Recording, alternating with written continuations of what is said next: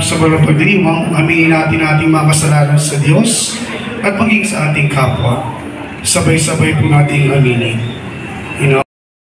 At sa aking pagkakulang, kaya ay sinasabi sa Panginoong ating Diyos. Kaawaan tayo ng makapangyarihang Diyos, patawarin tayo sa ating mga kasalanan at patnubayan tayo sa buhay na walang hanggan. Amen.